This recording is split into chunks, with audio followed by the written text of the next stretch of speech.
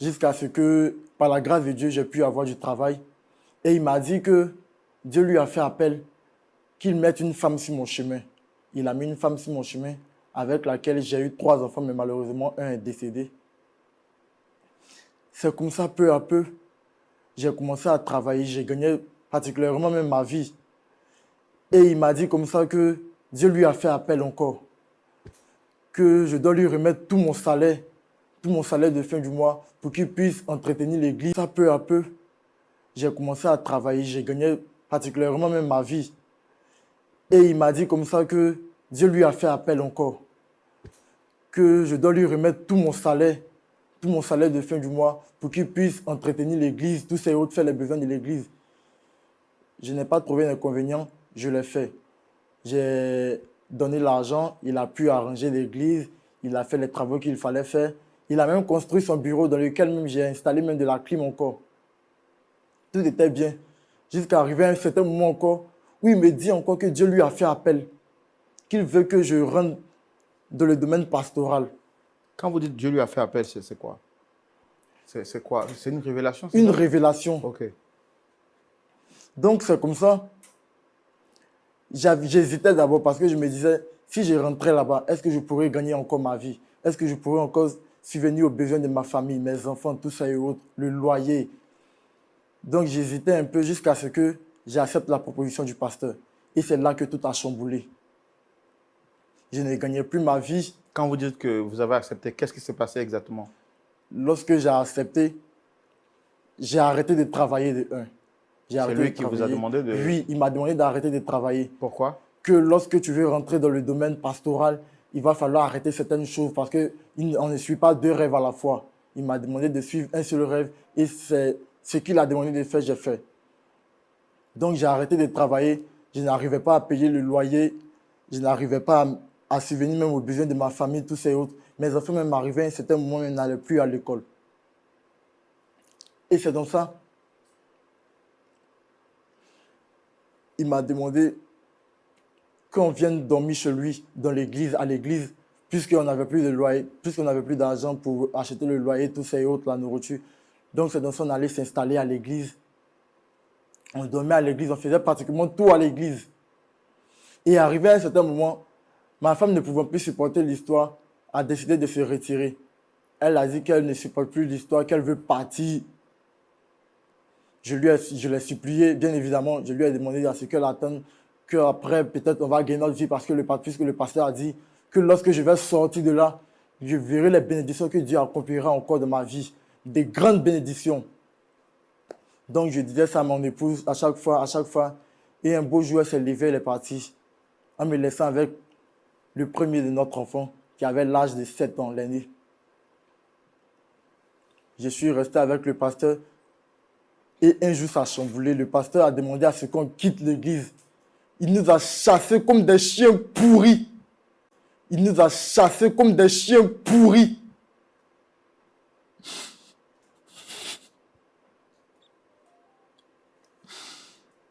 Il nous dit que l'église n'est pas un dortoir. Qu'on n'a qu'à sortir de l'église.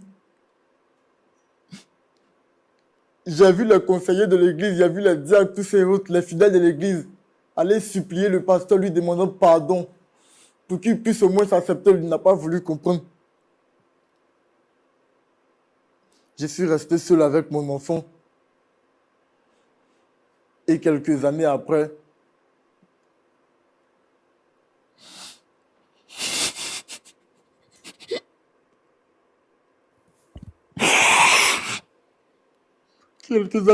l'enfant est décédé.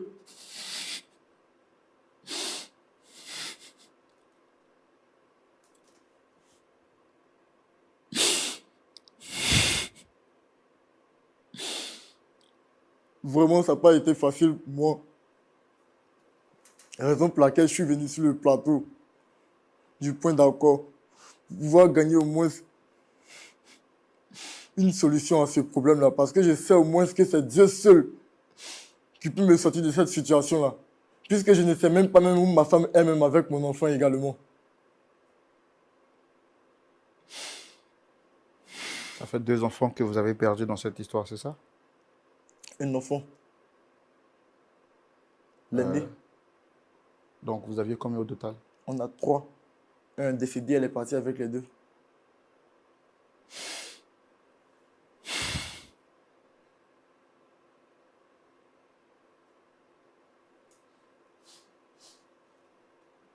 D'accord. Et quand vous avez vécu toute cette histoire, est-ce que vous avez eu le temps d'échanger avec votre pasteur? Qu'est-ce qu'il vous reproche exactement pour vous mettre à la porte comme un malpropre, comme vous l'avez dit? Il me dit comme ça que Dieu lui a pu faire appel en concernant mon sujet, que je veux le voler, je veux le malmailler, puisque je n'ai plus de travail, puisque je ne fais rien. Il me dit que je suis inutile. Vous êtes inutile comment? Mais vous travaillez en tant que pasteur, c'est ce que vous avez dit dans l'église. Oui, oui. Mais quand il dit que vous êtes inutile, c'est quoi exactement? Puisque je n'ai plus d'argent pour subvenir aux besoins de l'église, je ne fais plus ce qu'il voulait qu'il fasse. Donc, il a préféré me dire que je suis inutile, puisque c'est moi qui lui donnais l'argent pour subvenir aux petits soins de l'église. C'est moi qui donnais encore de l'argent pour qu'il puisse acheter certaines choses de l'église, tout ça et autres. Mais arrivé à un certain moment, lorsqu'il a vu que je ne peux plus avoir cet argent-là, lorsqu'il a vu que je commence à être un fardeau pour lui, il trouve que je suis un fardeau pour lui. Donc, il a préféré me jeter à la rue. J'ai même supplié, j'ai tout le temps supplié le pasteur. Je l'appelle même, il ne décroche plus à mes appels. Je lui envoie des messages, même rien. Lorsque les fidèles de l'église vont lui parler, essayer de lui parler concernant mon sujet, il ne veut rien comprendre, il ne veut rien entendre même.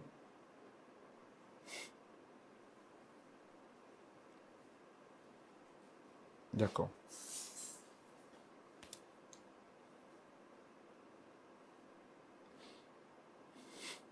Ok. Pasteur Chumou, Oh, on va recevoir le pasteur de notre frère, d'accord, le pasteur Jacques, pour aussi l'écouter et entendre sa version. c'est cela. Alors, le frère corinthien nous dit que il a très tôt connu le Seigneur et après l'avoir accepté,